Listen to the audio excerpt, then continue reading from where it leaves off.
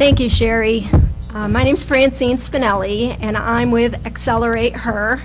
We are a women's business development organization, and we empower women to price themselves right so that they can earn what they're worth. One of the first orders of business is that I was going to ask everyone to either turn off or set your cell phones to vibrate so that we don't interrupt today's event. And today we're here to talk about growth strategies for small businesses. You may have heard some of the statistics about small businesses. Half of all new establishments survive 5 years or more, and about 1/3 survive 10 years or more. And that sounds pretty good, right?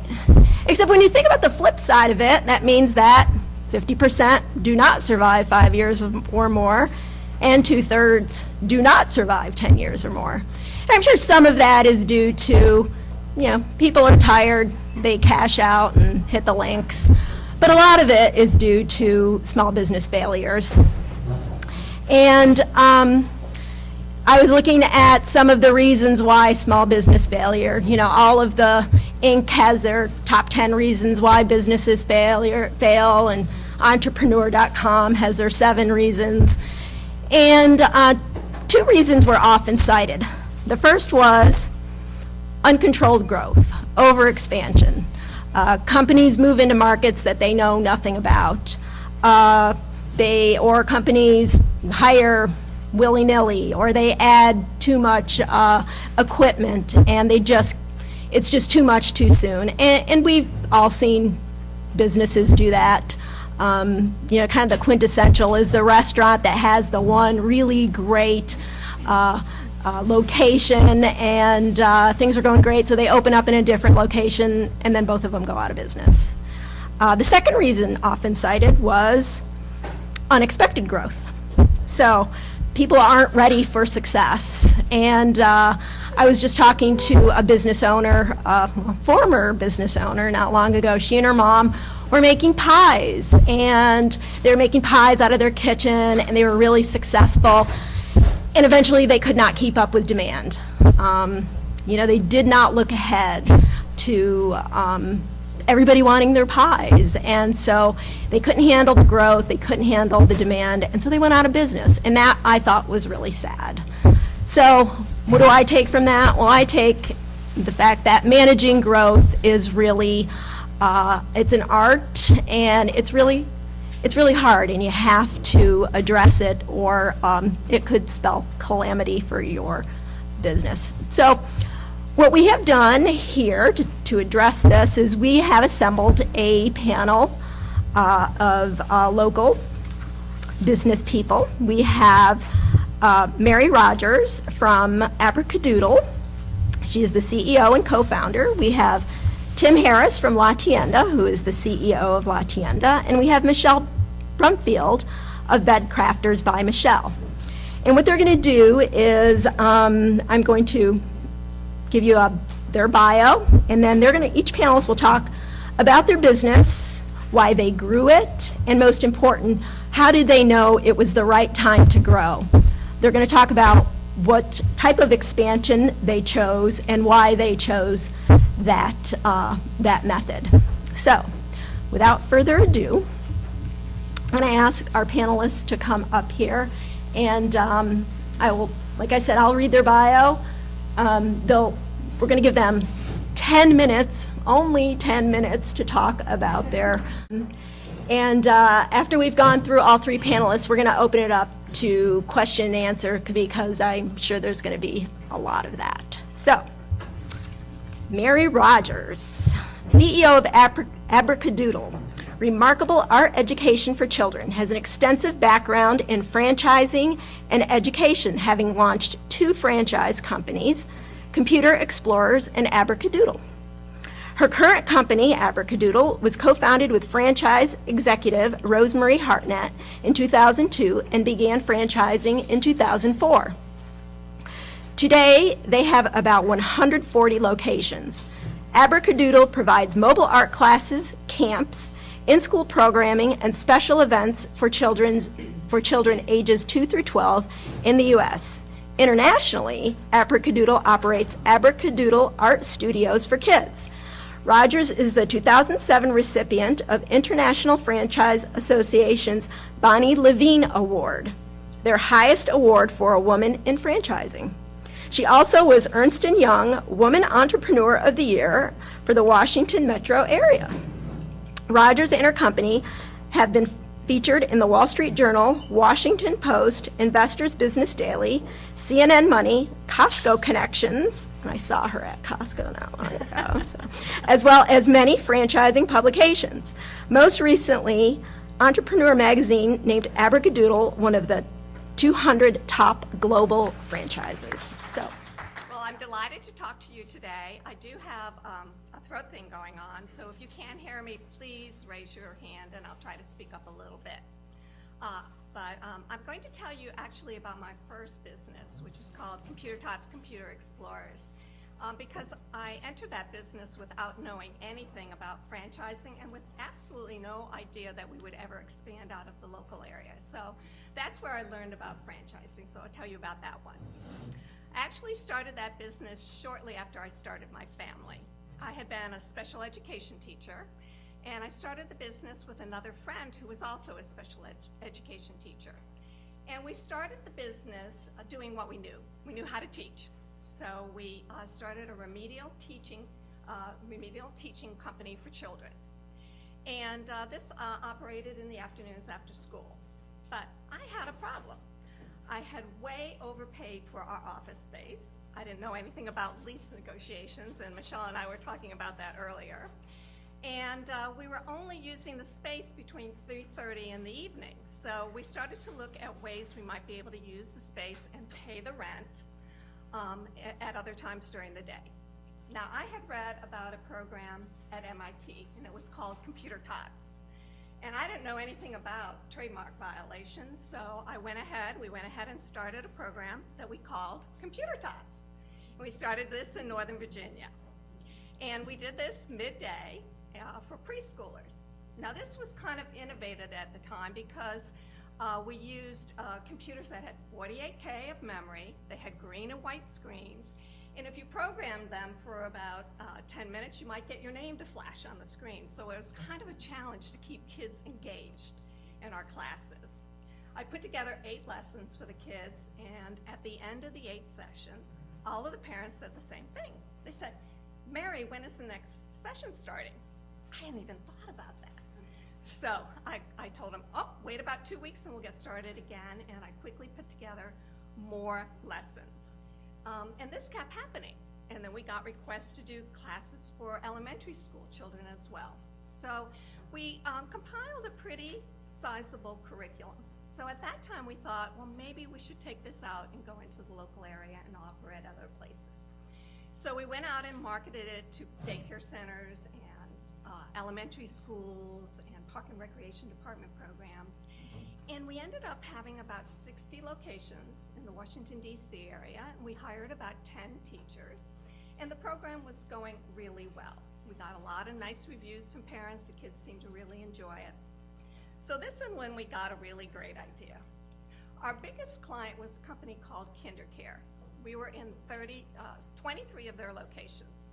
And so this was our idea. We decided that KinderCare would probably like to buy our company. And they would probably like to install it in all their locations across the country because they had 2,000 locations. So we put together a little presentation. We did some projections. We got some testimonials. And we flew down to Montgomery, Alabama. And we met with one of the executive vice presidents and the head of education. And we made our pitch to them. Well, they thought it was pretty funny. They were absolutely not in an acquisition mode. So, what they did say to us is, if you can find a way of offering your program in Dallas and in LA and in Minneapolis, we'll open doors for you. And we'll encourage the KinderCares in those areas to take on your program. So we went home to think about that for a while. And about that time, we were approached by a woman called Ann Jenkins. And Ann was moving to Seattle, and she wanted to take our program out to Seattle. So we wrote up a legal agreement. We trained her on how to run the program. We gave her our teacher training manual and all of our curriculum and all of our materials.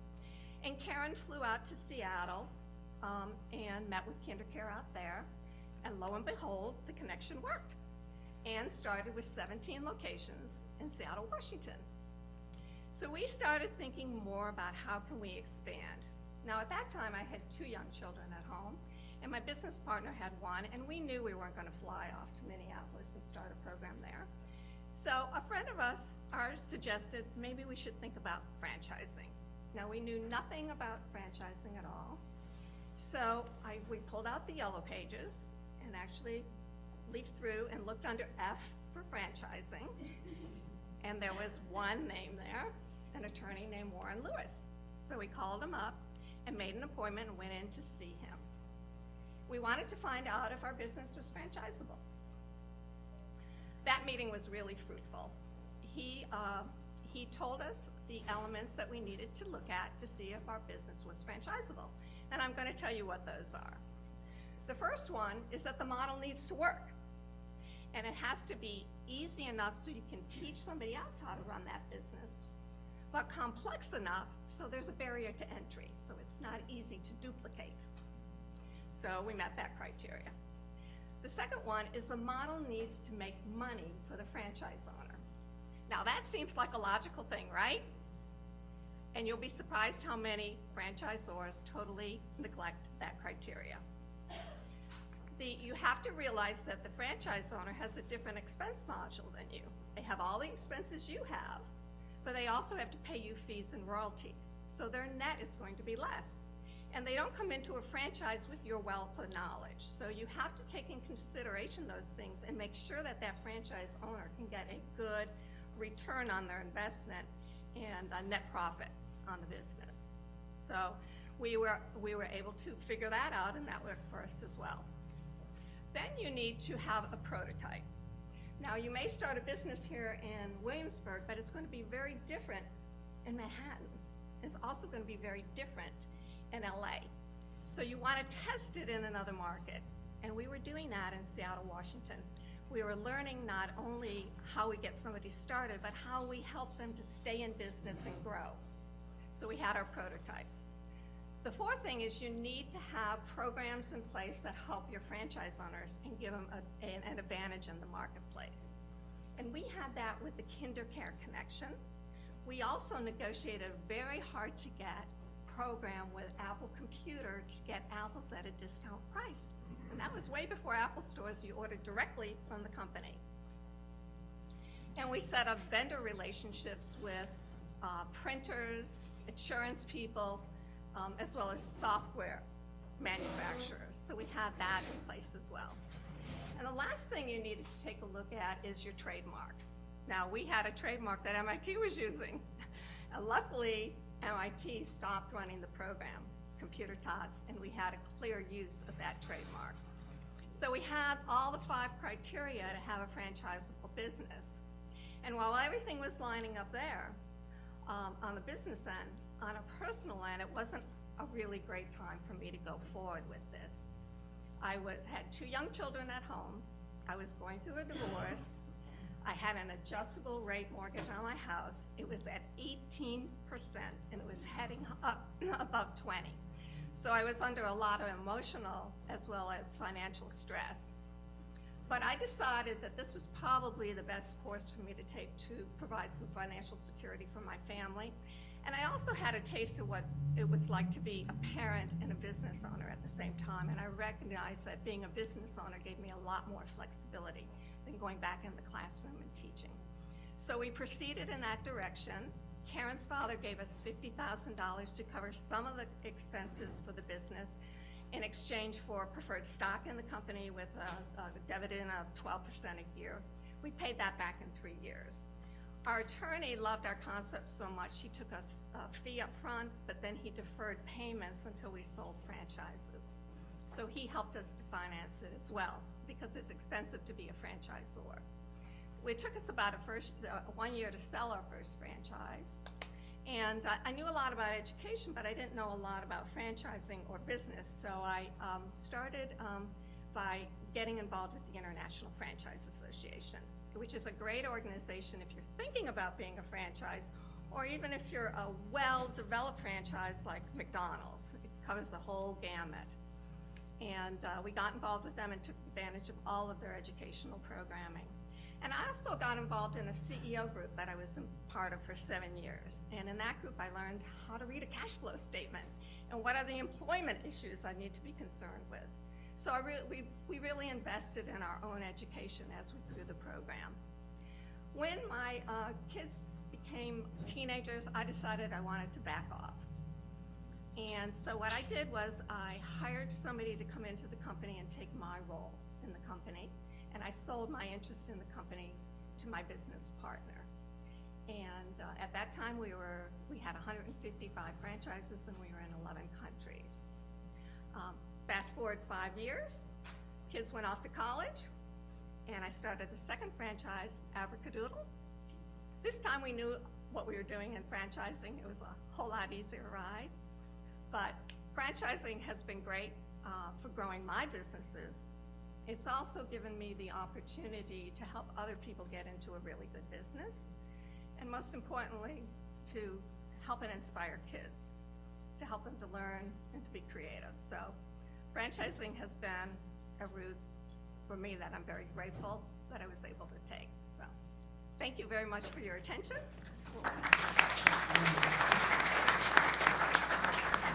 Thank you, Mary. It's very inspiring. Next up is Tim Harris. Tim graduated from William & Mary in 1991 with a degree in international relations and is bilingual. Swahili, right? No, Spanish, right? In 1995, Tim created his first website for high-end furniture. In 1996, Tim struck out on his own and started the first national cloud-based Tea Time network. In 2001, Tim joined Tienda Inc., where he currently serves as the CEO of the 50-employee firm. Tim has offices in Toano, Virginia, Valencia, Spain, and San Sebastian, Spain. Tim also runs Harris LLC, a high-tech consultancy. Tim was named the top 40 under 40 by Golf Business magazine. The software for teatimes.com was inducted into the Smithsonian in 1998. La Tienda was named the James City County Business of the Year in 2012 and was also the recipient of the National Outstanding Workplace of the Year Award, again in 2012. Tim is married with 2 kids, and I took a paella class from La Tienda. I can show you pictures of my paella later on, but it was fabulous. So, we could probably talk all day about what we do, since I think to be successful, it really becomes a part of you and something you're passionate about. I'll try to keep focused. We're talking about growth, and Mary's story was really interesting, and I thought a lot of